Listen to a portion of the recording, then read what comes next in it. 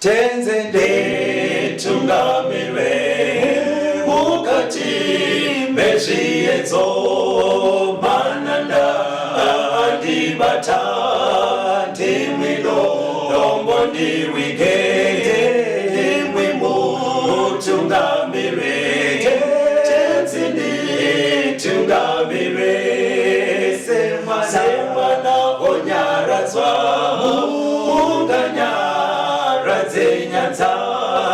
mananda anomunzwa kanama atinyarara emwete tenzi wenyanza tenzinde tungamire apo ndasvikanyanza mananda ondishisa andichienda zororo ndotsamira kune mwenga andinzwe imwi moti ndinokutungamira.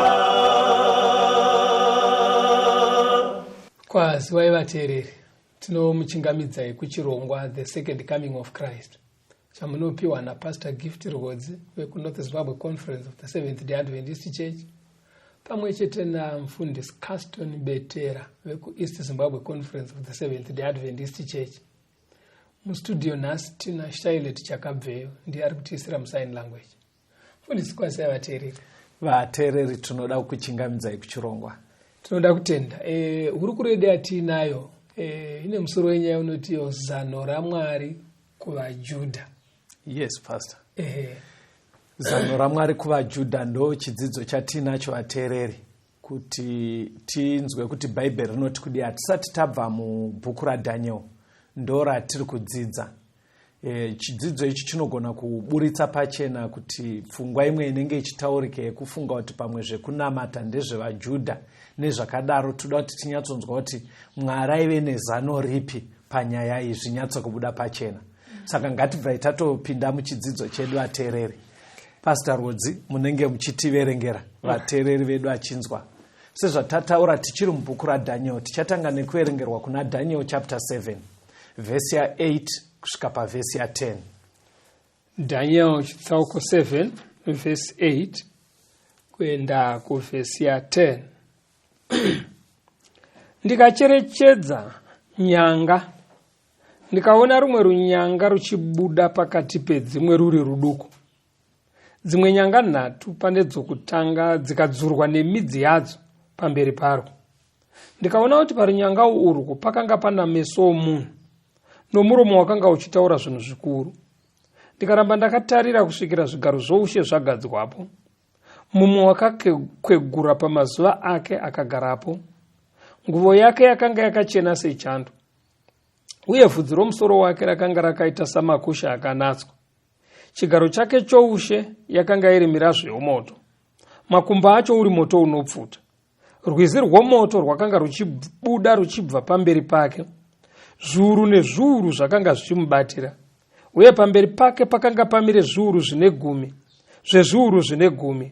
Kutonga kukatanga, bhuku dzikazarwa. Paverenga mufundisi takamboita zvidzidzo izvi kumashure. Daniel chapter 7 inopa chiprofita chenhoroondo repasi pano, madzimambo kana kuti ushe huchiteedzana. Saka panotangira chiprofita ichi mubhuku raDhaniel chinotangira paumambo hweBhabhironi. Takazvita kumashure kouya wainzi wevaMedo Persia, kouya hweGreece, kouya Roman Empire. But mukudzidza kwatakaita kuna Daniel chapter 10 takaona kuti Roman Empire yakazotsemuka ikaparara. Pakabuda madzimambo 10. Ndobva paburitsa madzimambo 10. Pamadzimambo 10 aya panonzi pane mumwe mambo akazobuda futi shure kwe10 apa. Paaibuda kuti aonekere pane madzimambo 3 pane 10 ekutanga akaparadzwa. Saka kwakabva kwasara uyo anga achiuya achita kunge wechi11 ne7 vasara paparadzwa 3 vekutanga, ndobva vasara va8. Saka uyu mambo wechi8 uyu ndo patanga kuverengwa naPastor kunzi anga akasiyana nemamwe madzimambo 7 ndiye ari kumirirwa nekanyanga kadiki kane maziso ndiye ari kumirirwa nekanyanga kane maziso kari kunzi kaitaura zvinhu zvinoshamisa but bhaibheri rabva rati shure kwemazuva kana kuti mumazuva ekanyangaka pari kubva panzi ndofunga nezvakaitaura kanyangaka kana kuti umambo kudenga kwakabva kwatotanga kugarwa madare ndobva kwatonzi mabhuku akabva atoburitswa ndobva kutonga judgment yabva yatotanga mumazuva ekanyangaka kana kuti umambo hunomiririrwa apa. Saka ndoda kuti muverenge futi pana vhesi ndaona muda kuti ataurei muri kuti vateereri zvotaurwa namufundisi vari kuburitsa pachena kuti pakaparara umambo hweRoma pakabuda madzimambo 10 pekutanga ndobva pazobuda umwe wechi11 ndiye akasvikobvisa vamwe vatatu.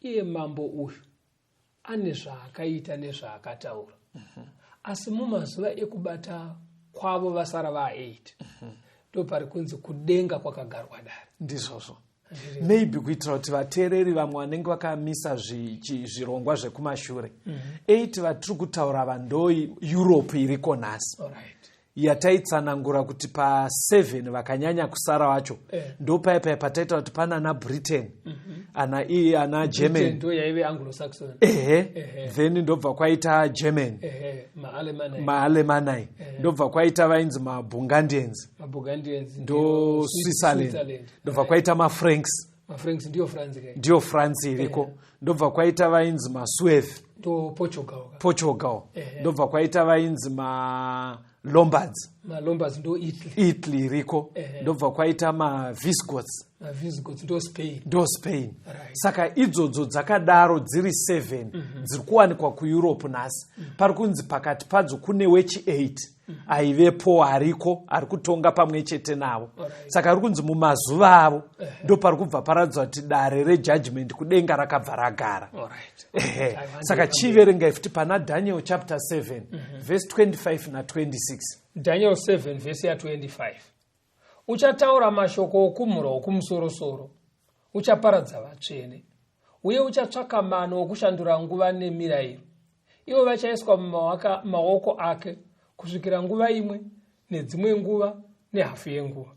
Asi kutonga kuchatanga, vachabvisa simba rake kuti varipedze nokuriparadza kusvikira pakuguma. Saka umambo hwechi8 uri kutonga pamwe chete neEurope iriko nhasi uri kutsanangurwa unzi unenge futi wakarerekera kunyaya dzekunamata because pari kunotsanangurwa maitiro awo takatarisa nyaya dzekunamata kuchinjwa kwemitemo yaMwari nekuuraya vanhu vatsvene vaMwari maKristu kaya ndofunga takambozvidzidza but pari kunzi neBhaibheri pari kuitwa zvese izvi chichatozoratidzwa kuti chingade kutomisa kaitiraka panzi kutonga kuchatanga. Kuurayiwa uku chii chaiitika pasi takambozvidzidza kumashure patakaona kuti pari kunzi mambo achauraya vatsvene vaMwari takazvidzidza mune chimwe chehurukuro dzatakaita kumashure kuti mambo uyo ichechi yemaKristu pakaenda Jesu kudenga akasiya head office yechechi yemaKristu iri paJerusarema. Ndizvozvo nekufamba kwenguva nekuti kumambo hwaitonga kumambo hweRoma headquarters dzechechi dzakazomuvha kubva kuJerusarema kuenda kuRoma kuEurope. Saka chechi yemaKristu ichibata pasi rese yaingove chechi imwe chete bedzi kusina machechi akawanda ndizvozvo asi ine headquarters yayo kupi kuRoma. Saka chechi yakaita simba masimba anotove nezvematongerwo enyika mukati. Ndo saka ari kunzi mambo uyu akasiyana nevamwe vamambo because pane kutonga pane kunamata. Saka zvakazenge zvaakuitika ndezvekuti vanhu maKristu ainamata sekunzwisisa kwavanoita kutsanangura kwemubhaibheri zvichipesana nezvairayirwa nezvaidiwa nechechi vakashungurudzwa vakaurayiwa. Ndo pari kutsanangurwa kunzi mambo uyu aine shungu futi dzekuchinja mitemo yaMwari nezvakadaro. Saka zviri kunobuda ndezvekuti achiita zvese izvi ndo pari kunzi kudenga kwakabva kwaita rutongo kwakabva kwaita kuti kuite rutongo. Saka zvikunoratidza kuti nyaya iyi Daniel paari kuipiwa ari kungozonoudzwa kunzi kuchabva kwaita rutongo, but yaibva yanetsa kuti rini zvichidi, ari kungodzwa bezonzi don't worry, kutonga kuchatanga. Saka pataa kuna Daniel 8 pastor nemiwateereri, mambo uyu ari kutsanangurwa nebhaibheri anodzokororwa futi kutaurwa kwake, maitiro ake, but still panobva pazowedzerwa nebhaibheri kuti tinzwise kuti nyaya yacho iri kumboenda kupi, because ikangosara ichinzi kutonga kuchatanga inosara ichiita kunge yakavanzika. Saka handei pana Daniel chapter 8 tinzwe mambo achitsanangurwa futi pavhesi ya12 nevhesi ya20 nevhesi ya24 na25. Daniel chitsauko 8 vhesi ya12. Hondo ikamutswa kuzorwa nechipiriso chinopiswa nguva dzose, nokuda kwokudarika rukawisira pasi zvokwadi, rukafara pane zvose rusva rwakaita. Verse 24 na 25. Simba rake richava guru, asi hazvingaitwi nesimba rake chairo. Uchaparadza zvinoshamisa, asi uchafara pane zvose zvaanoita. Uchaparadza vane simba navanhu vatsvene. Zvino nokungwara kwake uchafambisa nhema neruoko rwake. Uchazvikudza mumwoyo make nokuparadza vazhinji vakafara havo. Uchamukiravo muchinda wamachinda, asi uchaputswa zvisingaitwi noruoko rwomunhu. Right. Ndimambo mumwe chete kana kuti umambo umwe chete uri kuramba uchitsanangurwa kunzi uchafambisa nhema, kureva kuti idzidziso yasiyana nemubhaibheri, zvikanzi uchaparadza vatsvene. Saka ibhaibheri riri kuramba richidzokorora kuti tinyatsa kubata kuti umambo uri kurehwa ndeupi. Saka kuchapter 8 pastor pana Daniel uko kwapedza uchingonzi don't worry, kutonga kuchatanga. Saka kwakabva kwaita mubvunzo wandoda kuti muverenge urimo pana verse 13 na 14 ya Daniel 8. Alright, Daniel 8 verse 13 neverse 14. Yes. Ipapo ndakanzwa mumwe mutsvene achitaura. Zvino mumwe mutsvene zvaakati kuna iye wakanga achitaura, ko izvo zvakaratidzwa zvichasvika rini? Izvo zvechipiriso chinopiswa nokusingaperi, nokudarika kunoparadza, kuti nzvimbo tsvene nehondo zviregwe zvichitsikwa netsoka. Akati kwandiri, kusvikira madekwana namangwanani, ane zviuru 2 namazana 3, ipapo nzvimbo tsvene ichanatwa. Saka panapa maitiro eumambo uri kunzi kaitiro kari kuitwa kese kezvaratidzwa Daniel nezvimwe zviri kuzoitwa neumambo. Pari kuita mubvunzo wokunzi saka zvinosvika rii zvinhu zvichidaiso maitiro azviri kuita. Ndobva paita mhinduro zvikanzi aiwa zvichatora 2300 days kuti nyaya idzi dzigadziriswe. Dzigadzirike nyaya idzi. Muchidzidzo chatakaita kumashure vateereri takadzidza kuti muchiprofita bhaibheri parinotaura zuva rimwe chete zvinenge zvichimiririra gore. Saka Mwari aiedza kureva kuti zvichatora 2300 years. Nekuti chinenge chaachiprofita manje. Kuti nyaya idzi dziri kubvunzwa dzigadzirike. Saka ipapo manje Daniel paaiudzwa nyaya yekuti 2300 years zvakamunetsa kuti because kana even nhasi tikataura 2300 years pastor unonyatsonoti hazvitike mumazuva angu. Saka Mwari ari kuedza kuti kudii papapo. Saka chii chakabva chaitika kuna Daniel audzwa nyaya iyo pavhesi 27. Daniel 8 vhesi ya27. Yes. Ini Daniel ndikapera simba, ndikarwara kwemazuva. Ipapo ndikamuka ndikabata mabasa amambo, ndikashamiswa nezvandakaratidzwa, asi kwakanga kusino munhu waizvinzwisisa. Saka Daniel haana kutonzwisisa because nyaya iyi inyaya yakakosha vateereri yaaida kuziva kuti Mwari mandiudza nhoroondo yese yemadzimambo kusvikira pane wechi8 uyo anomhura Mwari achiuraya vatsvene. But mazongoti kutonga kuchatanga. Kuchapter 8 Mwari ndobva adzokorora semunyaya pastor. But instead yekuti chinyatsozikanwa kunzi ndepapi pazviri kunoitika zvichazoguma sei, Mwari akungoti no, pachada 2300 years. Saka Daniel ndosaka ari kubva ati kutaura chokwadika handina kuzvinzwisisa ende ndakapera simba ndikatoona kuti nyaya yakandiomerai. Saka chii chakazoitwa naDaniel? taapana Daniel chapter 9. Alright. Saka vateereri, patiri kuenda pana Daniel chapter 9, tiri kuenda Daniel asina kunzwisisa kuti 2300 days idzi dzichimbotangirepi, dzichinoperera kupi, kuti nyaya idzi dzigadziriswe. Saka panotanga chapter 9 pastor, Daniel anoita munamato uya watakambodzidza muchidzidzo chadare. Right, wokukumbira kuti Mwari ka nguva iyi kai muri kuedza kuita sei? Yakaremesa. Yakaremesa because iye Daniel aiziva kuti pane chimwe chiprofita chakambopiwa naMwari kuna Jeremiah. Chaitaura kuti vari kuutapwa vachaita 70 years. Vari kuBhabhiloni. Vari kuBhabhiloni. Vasati vadzokera kuJerusarema. Vozodzokera kuJerusarema. Saka pari kutsanangurwa nzino parida 2300 years. Kuti akabva afunga kuti inguva dzavachatora vari kuBhabhiloni. Vari kuBhabhiloni vasati vadzokera kusanctuary yaive kuJerusarema. Saka akabva aita munamato mukuru iwoyo. But paanga akupedza munamato, denga rakabva rati wedwe hatibatsirei Daniel anzwisise. Saka nyaya tiri kudzidzai vateereri, nyatsa kuiteererai. Ndoda kuti mufundisi vachiverenga Daniel 9 verse 21 to 23. Daniel 9 verse ya 21. Ndakati ndichataura pakunyengetera, uya murume Gabriel wandakanga ndaona pane zvandakaratidzwa pakutanga, ndaneta kwazvo. Wakasvika kwandiri nenguva inenge yechipo chamadekwana. Akandidudzira akataura neni akati, Danieri, ndauya zvino kukuvigira njere nokunzwisisa. Chirevo chakatemwa, uchangotanga kukumbira. Zvino ndauya kuzokuudza nokuti uri murume unodikanwa kwazvo. Naizvozvo funga shoko iri, unzwisise zvawaratidzwa. Saka Gabriel ndongirozi yatakadzidza kumashure kuti ndo yaive yatumwa naMwari. Ndo yenge yatsanangura ikati pachada 2300 years kuti nyaya dzigadziriswe idzi. Saka Daniel asina kunzwisisa. Gabriel ari kubva atumwa futi naMwari kunze endai munobatsira Daniel anzwisise nyaya ye2300. Ndo yenge yamunetsa mupfungwa. Saka Gabriel arutosvika aiti Daniel ka ndauya kuti unzwisise. Ende shungu dzauinadzo kunamata kuti zvikujekere, tauya kuti tikubatsire, ndauya unzwisise nyaya.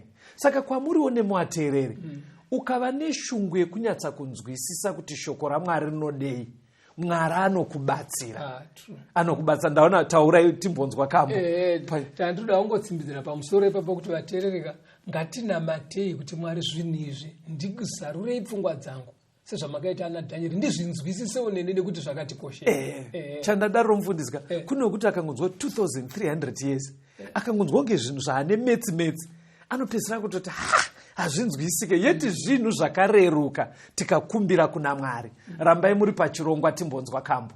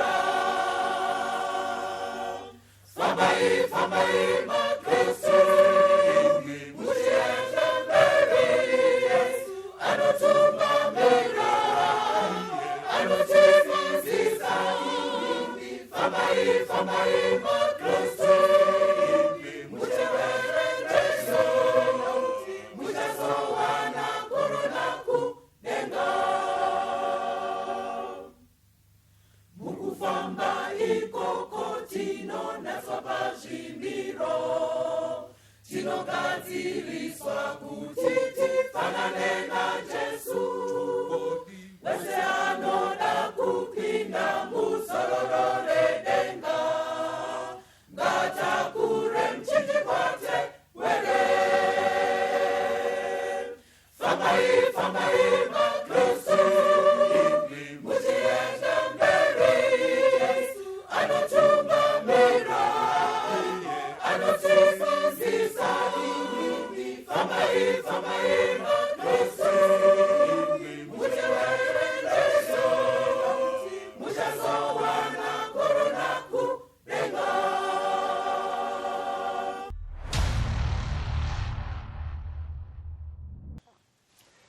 tinomuchingamidzai vateereri tichienderera mberi nehurukuro yedu zano raMwari kuvajudha.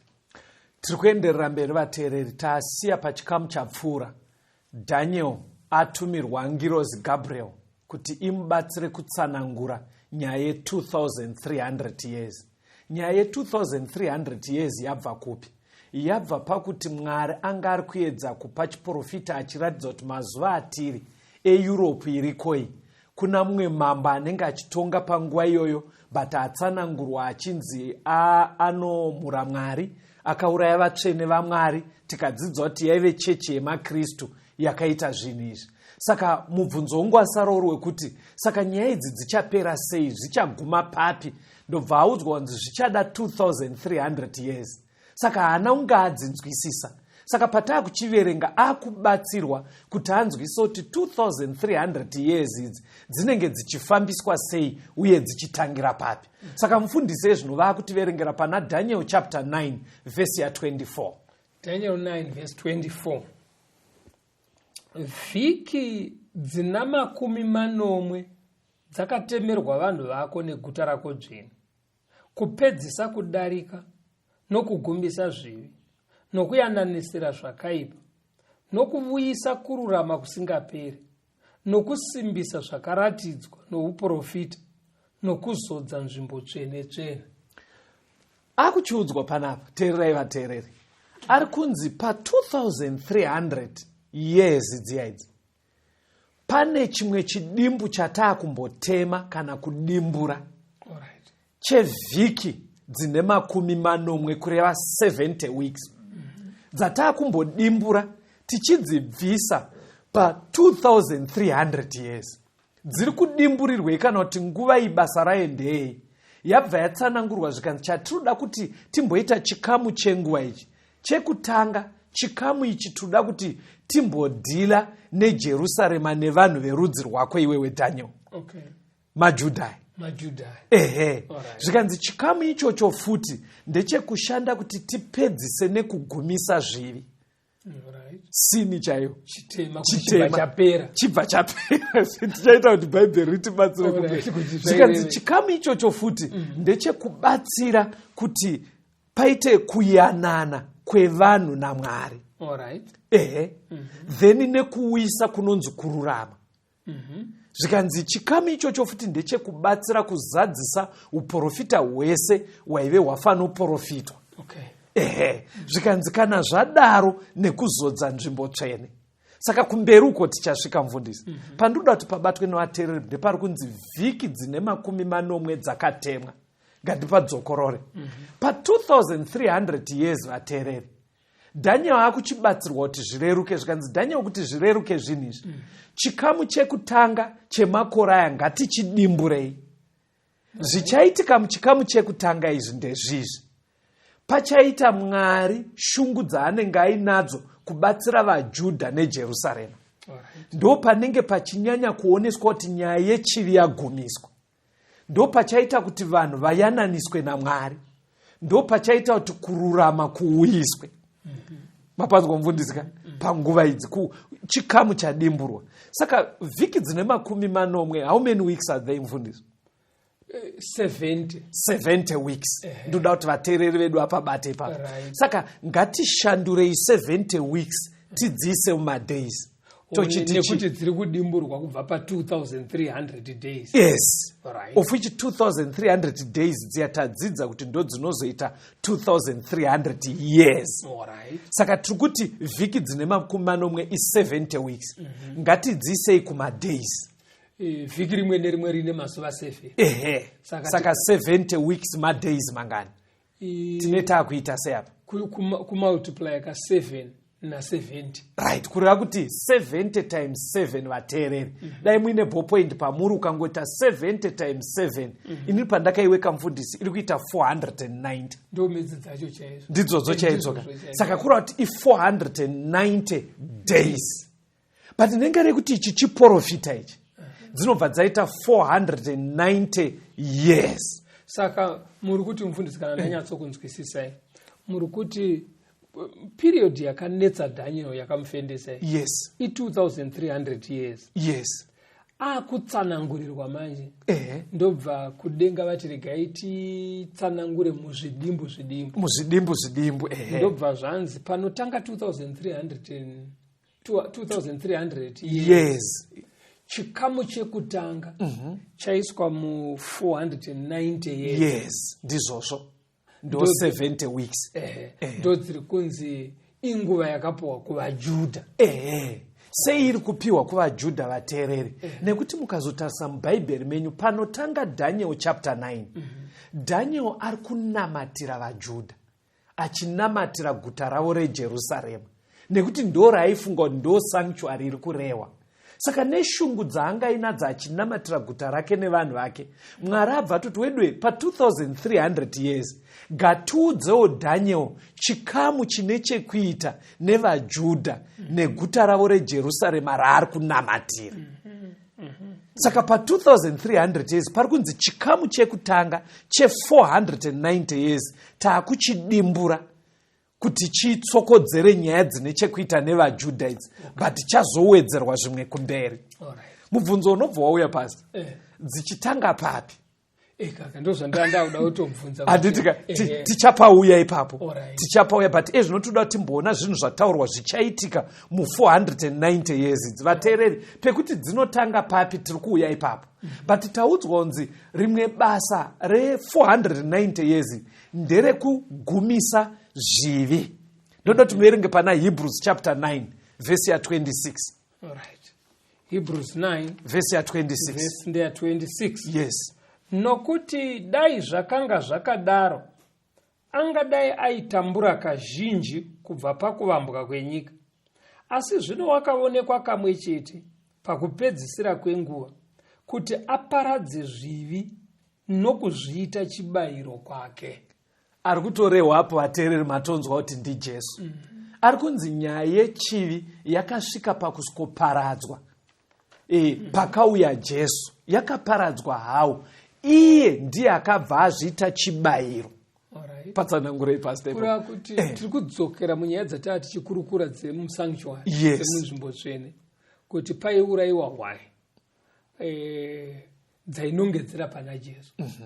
Ndiye aitora zvivi, nekuti munhu aiti asati auraya hwai aireurura zvitema zvake zvoenda pahwai. Mwari ogamuchira rufu rwehwai kuti yafa panzvimbo yemutadzi. Yes. Kureva kuti munhu akanga atendeuka, zvitema zvake zvinoenda pana Jesu. Ndo zvakamuuraya paKalvari. Yes. Saka ndo kugumisa chivi. Ari kuedza kureva kuti formula yacho yauya inobva yagumisa simba rechivi. Simba rechivi pamutadzi akatadza. Simba racho rakanoperera pana Jesu apo achiita yechibayiro. Zvikanzi naDaniel chimwe chichaitika pa 490 years kuyananisa vanhu naMwari. Zvakafamba sei? Zviverengerai vateereri vedu 2 Corinthians chapter 5 verse 19. 2 Korinte 5 verse ya 19. Ndiko kuti Mwari wakanga achiyananisa nyika naye muna Kristu, akasavaverengera kudarika kwavo, akatipa isu shoko rokuyananisa. Saka zvaiitika pakafa Kristu, Mwari akanga ari kuyananisa ichi reconciliation nekuti kudzosera ukama chivi changa chatibvisa kuna Mwari. Handitika ndo zvinotaura Isaya kuti zvivi zvedu zvinotiparadzanisa nani naMwari. Saka Kristu paauya achitifira paya anga ari kudzokerana kweukama pakati paMwari nevanhu. Saka zvakaitwa pakufa kwaKristu, kudzoreredza ukama uyawo zvaiitika pakufa kwaKristu. Chimwe futi paiwiswa kururama. Kuti kururama nekuti vaRoma anotiwo Abrahama akatenda. Ndobva zvanzi ndo kururama. Saka kururama kunounzwa nekutenda. Saka kuuya kwakaita Jesu, vanhu vanenge vatenda kuti rufu rwake rwakaitika kuti tiregererwe zvitema tiyananiswe naMwari. Vanhu ivavo vanobva vatorwa kunzi vakarurama. Saka kufa kwake ndo kwakaunza kururama kune vanenge vatenda. toda kutenda mapabata zvakanaka kavateereri kuti Kristu Jesu ndiye ari kutaurwa nechiprofita chaDhaniel ichi kunzi kuuya kwake kuya achitifira akagumisa simba rechivi paafa.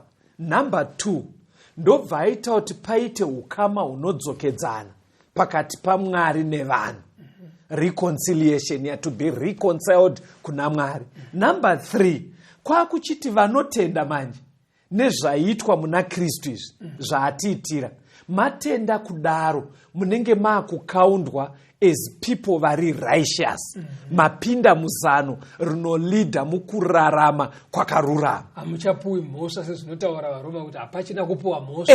Hapana kupiwa mhosva. You are not condemned. Hauchakaundirwe uri kurutivi rwevanhu vari condemned. Zvese izvi zviri kuitwa muna Kristu. Saka Daniel 9:24 chiprofita chainongedzera pana Kristu. Zvinhu izvi zvichinzi zvichaitwa mukati me490 years. Saka mubvunzo uri kuramba uripo ndokuti dziri kumbotanga papi. Ndopamavida udzoka. Ndinoiti tange taverenga Daniel chapter 9 vateereri verse 25. Tikaiverenga inogona kutibatsira kuti tizoti totangira papi. Daniel 9 vateereri verse ya 25.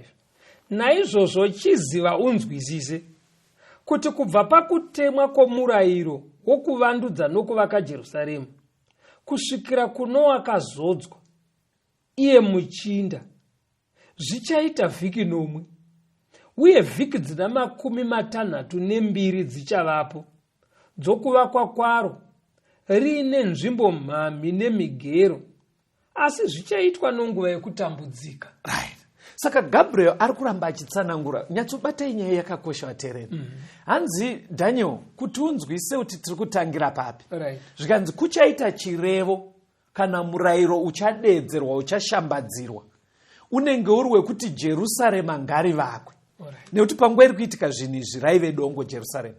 Ana Daniel vari kuutapwa, vari kuBhabhironi. Zvikanzi pachaita chirevo chichadedzerwa kuti Jerusarema ngarivakwe.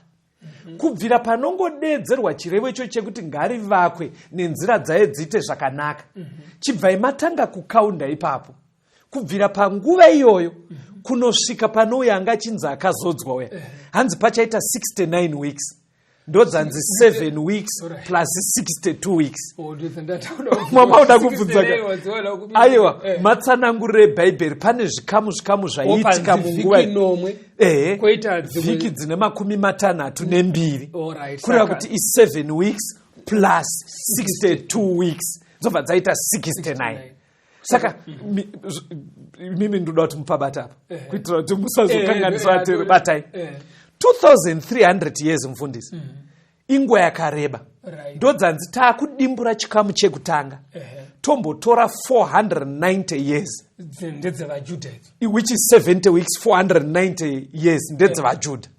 Saka pari kunzi pa 490 years ngatidzidimburei futi timbotora 69 dzacho. Dzatiri kuti 7 plus 62. Because iwo ari kuzva kuti takupai 70 weeks.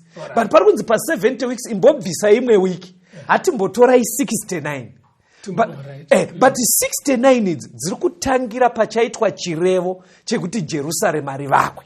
Ndo pari kutangira 2300 years kuverengwa. Yes. Saka zviri kuti 69 weeks dziri kutanga pari kutanga 70 weeks. Dziri kutanga pari kutanga 2300 days. Saka kutanga date rimwe chete. Saka period dzese. Apa ndatari weeks nema days gatichisa kuchiprofita. Kureva kuti 69 weeks vateereri dzinokupa 483 years. Kungoti 69 times 7 nekuti fikiri nemazuva 7. Right. 70 weeks dzinokupa 490 days. Saka pari kutanga 483 days nepari kutanga 490 days nepari kutanga 2300 days idate rimwe chete. Saka kana kwakuchiprofita pari kutanga 483 years ndo pari kutanga 490 years ndo pari kutanga 2300 years. Makore atiri kutaura ari kutanga papi mufundisi? Pachaitwa chirevo ndiDhaniel aiudzwa chekuti Jerusarema idzoserwe pachimiro chayaive kare. VaJudha vakunze ndehenyu munovaka modzokera zvamaive muchita mitemo yenyu mudzokere life yamaive nayo kare. Saka chirevo ichi ndaona mune shungu napo.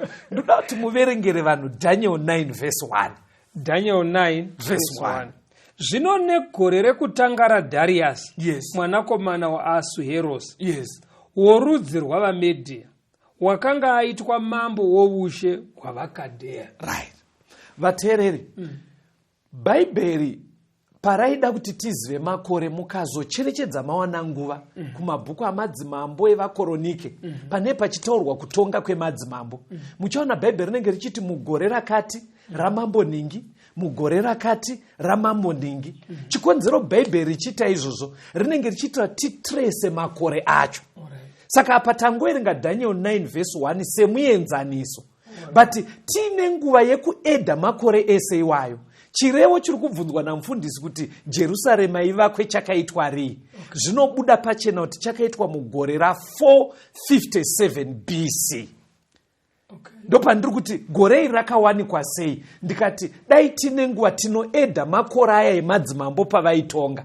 Dzimwe nguva tikada kuzoenzanisa nehistory iriko. Zvinoisa pachena kuti gore rakaitwa chirevo ichi rakaitwa namambo ainzi Atashasta. Aive mambo wekuvaMedo Persia. Ndiye akarayira kuti itai Jerusarema ridzokere chimiro charaive. Nekuti yakatenge iri nhoroondo mufundisi.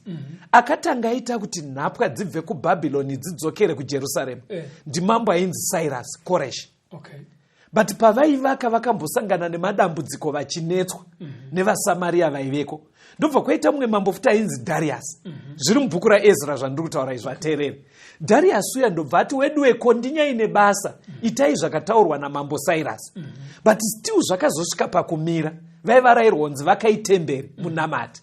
But mambo anonzi Atashasta ukaverenga bhuku raEzra ndiye chapter 6 ingoverenga right verse 14 tibva tambonzwa kambo vakuru vavaJudha vakavaka vakapfuurira mberi zvakanaka vachisimbiswa nokuprofita kwaHagai muprofita naZekaria mwanakomana waIdho. Vakavaka vakaipedza sezvakarayirwa naMwari waIsraeri uye nechirevo chaKoreshi ndiye Cyrus naDarius ndiye Darius naAtashasta mambo wePersia. Yes, vaive madzimambo eumambo hweMedo Persia. Saka Atashasta uyo mugore ra457 ndiye akabva apa chirevo kwete chekuvaka temberi chete asi neguta racho uye kuti vaite mitemo fanika yavaive nayo kare. Takanzwa kambo mufundisi ndoda musikodzokora pfungwa iyi kuti ijeke kuvateereri. Ngatimbonzwa kambo. Famba mukupenya kwa tenzi kukutungamire emweya unova kudenga unodzinga dima. Famba mukupenya, famba mukupenya,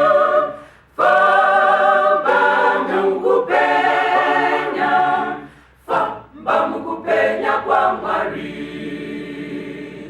Famba mukupenya kwake kana kunedima hadima rotiza kupenya wezuwa Ramwari.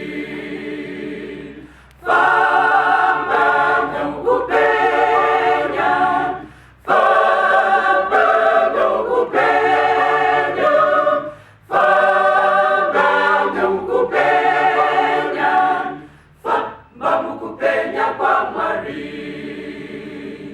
Famba mukupenya uziwe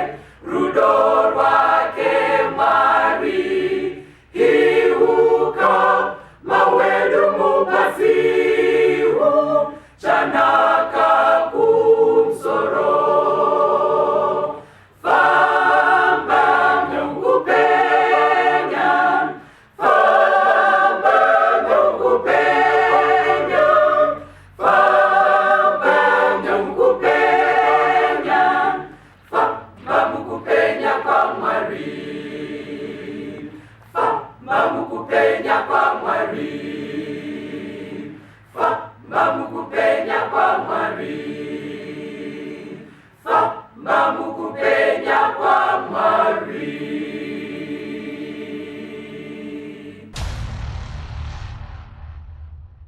Tinomuchingamidza vateereri tichienderera mberi neurukuru yedu. Zano raMwari kuvaJudha. Toda kutenda mufundisi. Yes.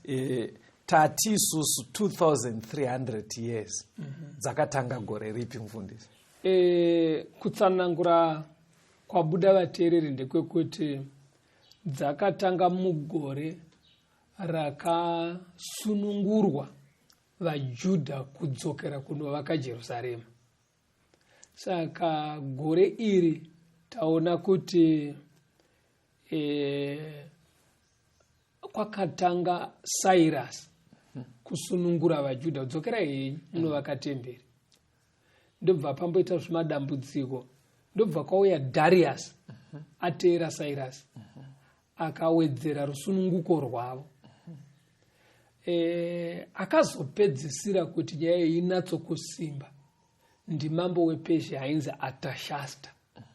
Ndiye akabva atema chirevo chakapa masimba akakwana kuvaJudha kunovaka Jerusarema. Akazviita muna 457 BC. Saka chiprofita ichi chaipiwa isusu. Pakazosvika 457 BC Dhaniel akanga asisiko mufundisi. Kuratidza kuti Mwari aida kuti tibate nyaya idzi. Saka 2300 years dzinotangira 457 BC. BC tikuedza kureva kuti kuseruko Kristu asati auya. Ndopari kutanga nyaya. Saka papanzipo kubvira pachirevo ichi mufundisi. Hanzi kusvika pana akazodzwa. Right. Hanzi zvichatora 69 weeks kana kuti 483 years. Saka zveshuwawo ukabva pana 457 woedhera 483 years. Nengari yekuti kumwe kuBC ukadziedha dzinosvika pana 27 AD. Alright. Manzwa mawekera acho here. 27 AD. Because mimba muchifunga tikati 457 ka plus 483 mamuchitasira hanza iri kuma 900. Aiwa ka because i BC. Alright. Tinoita tichidzoka because kana yeve 457 BC ka Jesu asati auya inoita ichiuya ku 400 BC, 300 BC, 200 BC, 100 BC, kusvika yasvika 10 BC, yosvika 5 BC, yoti 1 BC, yobva yasvika 1 AD. Hapana zero. Saka ukati 457 minus 483 anza inobuda ipapo inenge inoti minus 26. Alright. Saka haizoite 26 nekuti hakuna gore rainzi 0 BC. Inobva yasvika pa AD 27. Saka ari kunzi akazodzwa uyu ndiani? Ndopandoda tichienda kuti tuone asi gore tariona kuti AD 27 ndo gore rinoti panouya akazodzwa. AD 27. Saka toda kuti taona kuti akazodzwa ndiani. Tobva taona zveshuwa akauya here AD 27. Tikufamba tese vateereri. Chiprofita ichi chakanakira kuti tikaona bhaibheri rakagona kutaura nemo nyaya iri kuhistory kwedu zvinotipa confidence yekuziva kuti bhaibheri ishoko ringatendwa. Ende zvinobva zvaita kuti uye kuna Mwari nekukasika. Akazodzwa verengai Luke 4 verse 18. Luka 4 verse ndeya 18. Yes. Mweya washo uri pamusoro pangu nokuti wakandizodza kuti ndiparidzire varombo evhangeri. Ndiye naitaura zvinhu izvi pasi. Ndi Jesu asvika paNazareta kubva pavhesi 16 kuti asvika paNazareta ndipo akaverenga achitaura zvinhu achiparidza nyaya iyi. Saka panapa Jesu ari kutaura ega kuti mweya washo uri pamusoro pangu nekuti Mwari akandizodza. Right. Saka ari kubva abuda pachena Jesu kuti inini ndakatozodzwa. Saka aino kuti mazuva ano pasitaka vanhu vanotaura nyaya yekuzodza nenzira dzakasiyana. Nenge inzi akazodzwa ane zodzo, are you anointed, inotaurwa nematauro. Saka toda kuona kuti bhaibheri paraireva kuti kuzodza ndiani uye akazodzwa papi. Tichaverengerwa Mabasa chapter 10, Acts of the Apostles 10 verse 37 na 38. Mabasa 10 verse ya 37 na 38.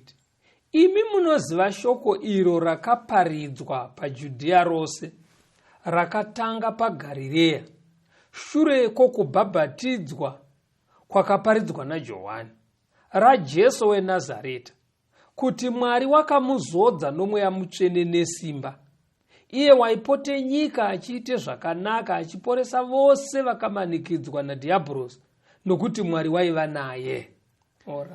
Yajeka mapanzwa kavateereri kuti akazodzwa ndiJesu. Akazodzwa rii zvikanzi paakabhabhatidzwa. Ndopaya panonzi mweya wakaburuka senjiva pastor. Achibva mukubhabhatidzwa. Ndobva abva azodzwa nemweya mutsvene. Saka iri kunzi akazodzwa pabhabhatizimu yake.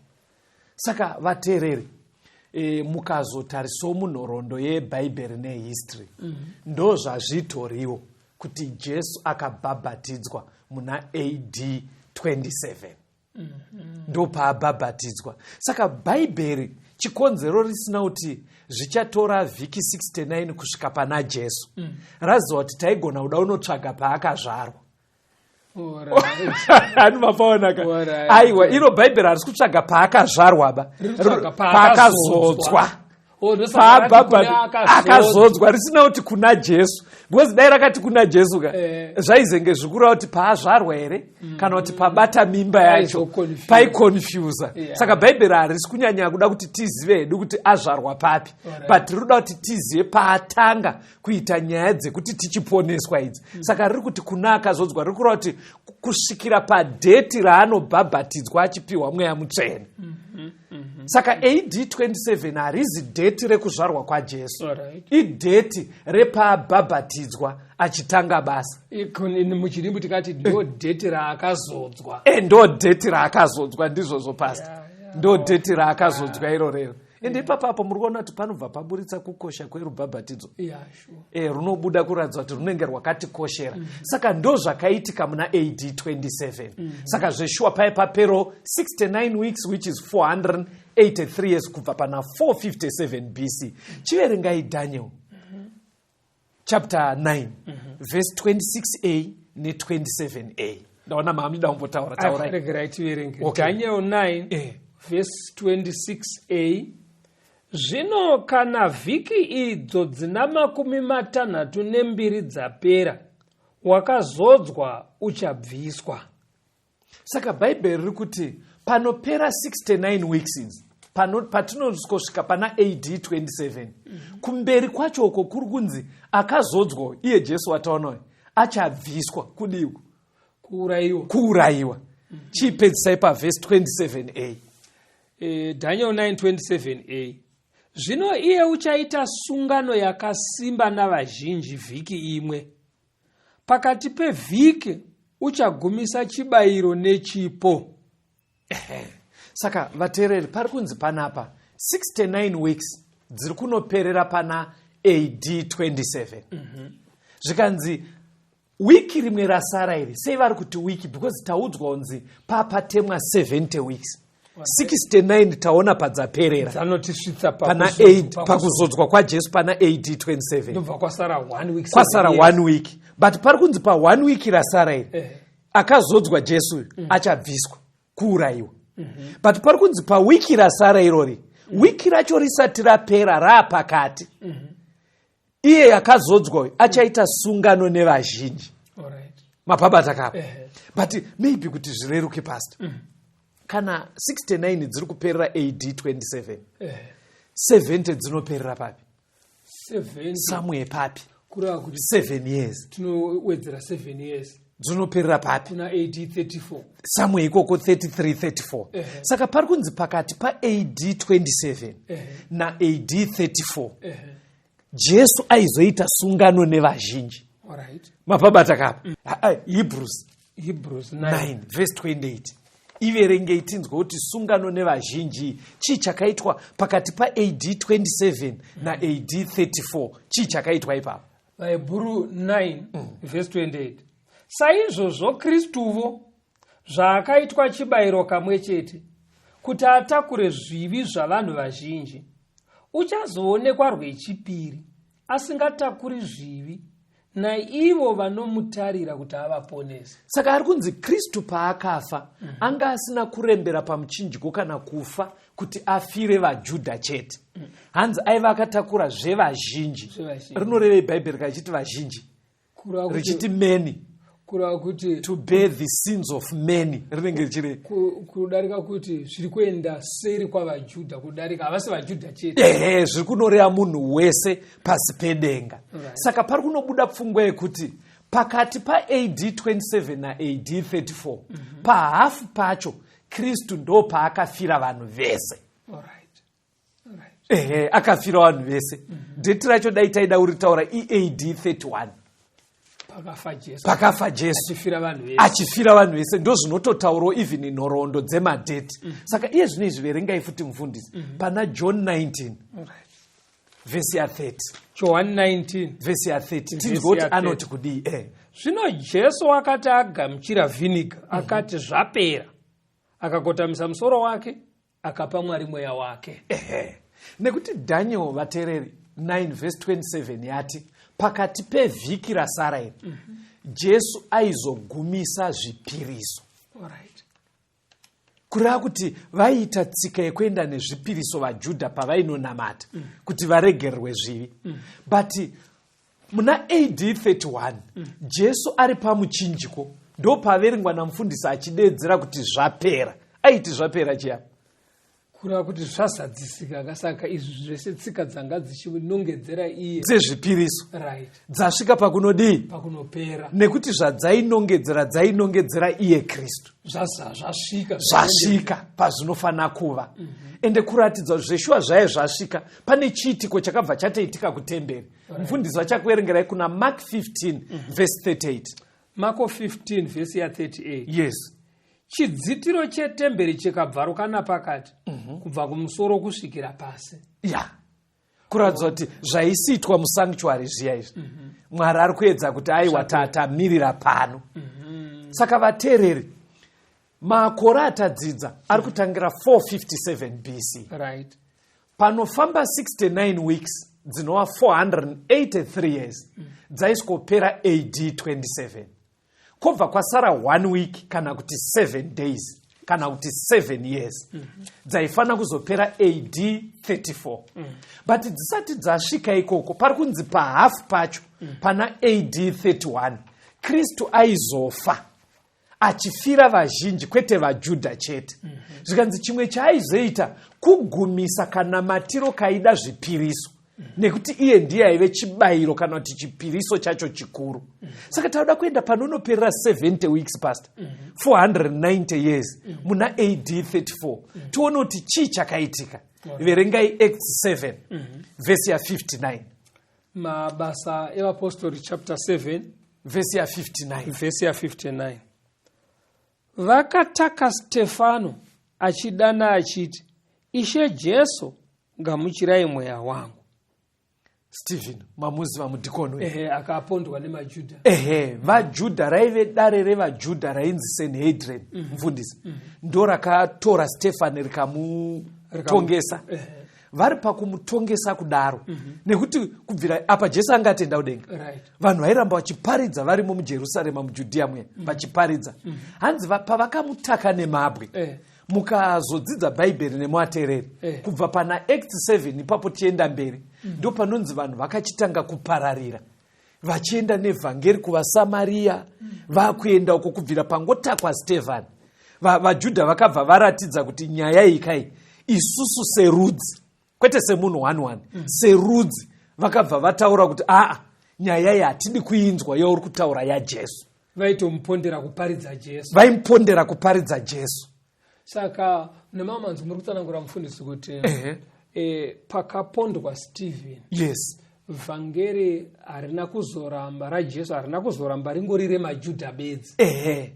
Rakabva ravhurirwa ezitwe kuenda kuvanhu vese. Sei ndiri kudaro, verengai Matthew chapter 10 vhesi ya 5 na 6 munzwe. Matthew 10 vhesi ya 5. Ava vane 12 Jesu wakavatuma akavarayira achiti, musaenda munzira yavaHedheni, musapinda muguta ravaSamaria, asi zviri nani muinde kumakwaya akarashika eimba yaIsraeri. Saka Jesu aitopa murayiro wekuvadzidzi nekuti aiziva chiprofita chaDhaniel kuti pandau yaiye zvinezvi tiri kufanira kuramba tichimbodzengerera kuti vanhu vechiJudha verudzi rwaDhaniel vanzwisise nyaya iyi nekuti vanga vasarudzirwa kuti taimi ndeyavo. Saka vadaro patinonosvika pakuuraya Stefani, vakabva varatidza kuti Stefani vaimuurayira nyaya yaJesu. Saka vaJudha serudzi, ipapo ndibatei vateereri, hatisi kutaura kuti sema-individual, serudzi ndo pavakasvika kugumisa kuti isusu nguva yedu yamatipa yemutsa, nyaya yaJesu hatisuda kuinzwa. Ndo pakabva pavhara dheti ravo, 490 years dzavo ndobva dzakwana. Dzanga dzadimburwa dziya kubva pa2300 paurayiwa Stefani dzakabva dzati ndi kukwana. Mwari akati aiwaka ndaedza nerudzuru. Makore ese andakupa ya makachemerwa naDhaniel achida kunzwa kuti ndiri kufungei neni. Tikamboita kuti Jerusarema rivakwe patsva, tikaita zvese vaprofita vachuya, asi serudzi maramba taakugumira pano. Ndosaka Jesu paakanga akuenda akazosiya ati kuvadzidzi muchaparidza vhangeri. Iri kuna Acts 1 kana muri padhuze iverengei Mabasa 1 verse 8 maybe ite vhesi redu rekupedzisira. Asi muchapiwa simba kana mweya mutsvene wauya pamusoro penyu. Yes. Ipapo muchava zvapupu zvangu paJerusarema, yes, napaJudhea rose, napaSamaria, nokusvikira kumugumo wenyika. Pesai pfungwa yemaida kutaura. Alright, aiti hamucharambi muchingori muJerusarema bedzi mavaJudha. Nekuti varamba havo. Saka muchazobuda Judhea moenda kunogumira nyika. Yes. Kusvika nekuno kuAfrica. Saka taakuparidzwa kudai, taakutaura vhangeri. Saka vateereri 2300 years hatisati taziva padziri kuperera, but dziri kutangira 457 BC. Padziri kutanga ipapo zano raive naMwari kuvaJudha akarisa mumakore 490 ekutanga. Kubva 457 BC kusvika AD 34 ndo panopinda 490 years dzainzi naMwari ndimbodhila nevaJudha ndichivabatsira kuti vatende muzano raMwari. Dzakasvika pakupera AD 34 pavauraya Stephen, iye Jesu achifa AD 31, abhabhatidzwa AD 27. Batei madheti wai vateereri, anokubatsira imfundisi wonekai vateereri. Tinotenda vateereri. Kana pangaita pamwe pasina kunyatsojeka, kana mimwe mibvunzo iri kumuka muzvidzidzo zvatakurukura izvi. Yes. Onai hama dzenyu neshamwari dzenyu vari padhuze nemi, vanopinda sangano rama-Seventh Day Adventist, vanoziva kuti vanoenda nemi kupi kwamunonobatsirwa. Kana kuti munotifonera kana kutumira mameseji, maWhatsApp, maSMS panhamba dzinoteera. Torai nhamba idzi vateereri: 0775 460 175, 0775 460 175, kana kuti 0716 452 086, 0716 452 086. Tenzende tungamire mukati mezviedzo mananda andibata ndimwino dombo ndiwike ndimwimo tungamire tenzende tungamire semana onyaradzwa zenyanza mananda anomunzwa kana matinyarara emwete tenzi wenyanza tenzini tungamire apo ndasvika nyanza mananda vondishisa andichienda zororo Mira kune mwinga